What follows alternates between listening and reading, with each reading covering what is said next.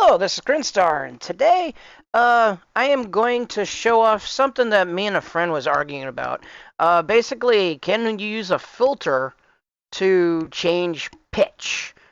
So what I have set up right now is I have VCV Rack because it has both a pitch tuner, or it'll tell me what tone it's playing. So if I hit play in the background here, right now it's showing a C4, and then it's showing the spectrum analysis of the C4. Basically, what tones it's playing. So in the background, I just have a C playing back here, so you can see on the thing. So basically, I have this pitched really low, so the sound don't really matter because it's about to get really screwy. But what I'm going to do is I'm going to introduce the filter. So I'm going to take the incoming signal here, and then I'm going to first introduce the low frequency filter. So the LPF, low frequency output. Again, basically it should be able to see it when we sweep back and forth, that basically it cuts. There's a high pass, low pass. Basically it should work just like a filter. And so if you crank up the resonance or the drive, it should crank up the fundamentals, but you should be able to see basically the waveform going.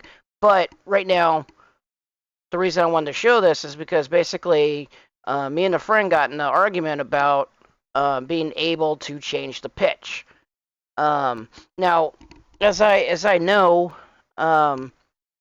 with just this resonance knob right here, basically you have what's called a fundamental, and that's like the highest frequency that it goes, and then these are all partials, even rod partials depending on the wave. And I'm using a sine wave, so let me use a saw wave so you can actually see it better. So what basically happens is that it should, when you move the cutoff, it can technically change the fundamental or the highest thing. So it starts off here and it goes down, evens and odds, partials, and stuff like that. So basically, if I cut like half of it off, it doesn't change it. Now, it can do some really weird tricks when you turn up the resonance knob, because basically, if I understand that correctly, it's supposed to push the frequency of whatever the cutoff is at, but it doesn't do it relatively to where it changes the fundamental yet. Depending on the drive and stuff like that, you can get it to do it. So like there, it's changing the actual thing with the resonance cranked all the way up.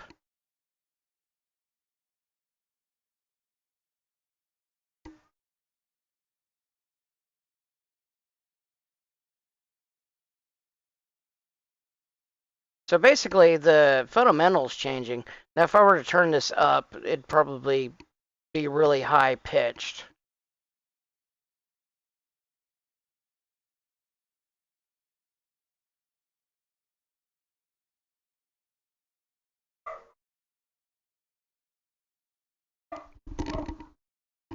Oh, it looks like my bitwig is not in the right thing. Hold on, give me a second.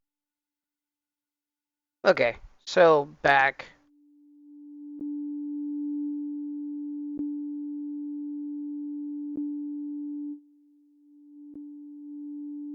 You can hear it. It's just playing the same note over and over again. But if we mess with the cutoff,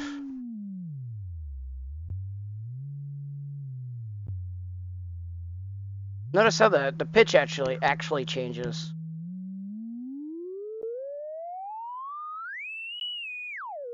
But only when you're messing around with the resonance knob. Otherwise, it just stays the same pitch over and over again. Oops.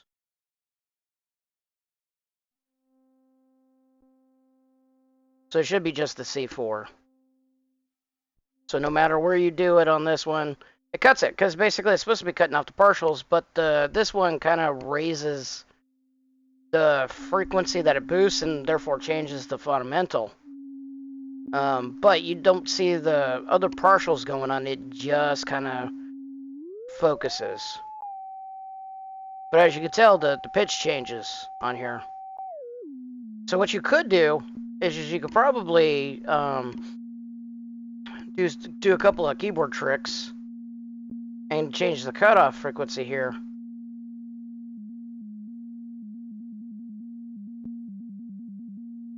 And use that to change the cutoff and actually use it as a keyboard again also.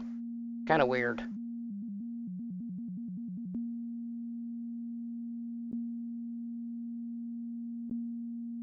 Oops.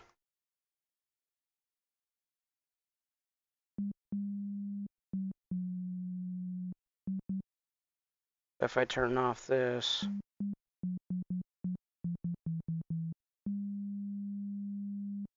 So basically, all I'm doing right now is I'm telling the DAW to come in and change the gate and the cutoff. I'm not even altering the voltage output on the oscillator.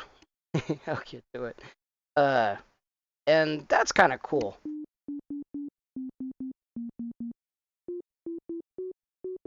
Because as far as the oscillator is knowing, it's just using the same frequency. So all we're doing is we're basically just sending out the saw output and then changing the cutoff.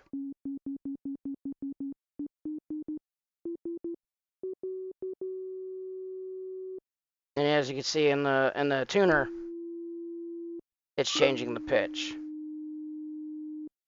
So so basically, if if you ever wanted to change pitch on something, you can crank up the resonance of it and possibly drive. Now, I was playing around with this, and I think we were using Reaper, and basically it wasn't changing depending on the cutoff or the resonance. So basically, there's a theory about using bandpass. So if you basically go to here and then create this one, now I'm introducing a bandpass.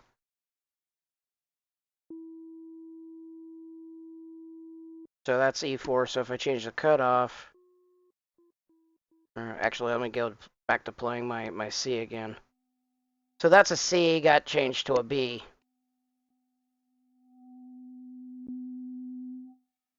Alright, so we crank up the resonant. Whoa, this is where I have to turn it down. Because it gets really weird. So now look at all those partials. So the fundamental should be right about here.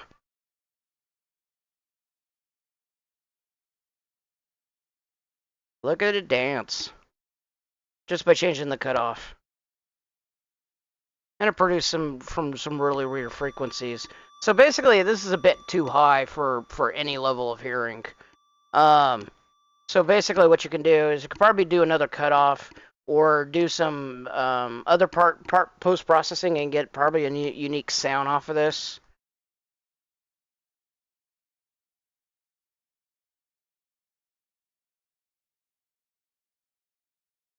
This is kind of neat in the fact that it's actually changing to be where the bandpass is cut off, because we're basically cutting off the lows, we're cutting off the highs, and we're double teaming the resonance to keep that frequency higher.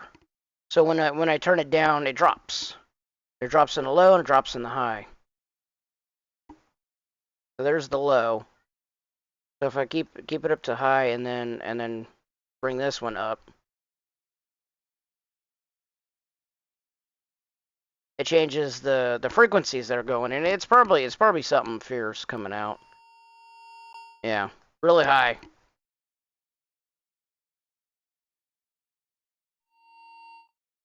Still too high.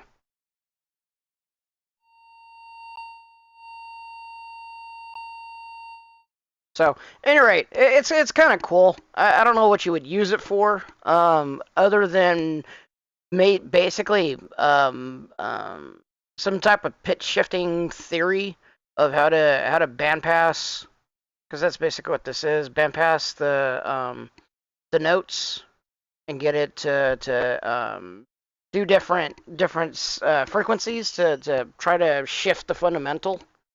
Either that or it's just cool to know that it is possible. I didn't think it was possible because I thought the filters they cut off the resonance, and you can increase it, but increasing it on the fundamental sometimes works and sometimes doesn't. It got to mess around with it, but it works really well when you use a high pass and a low pass, and then you just focus on that fundamental.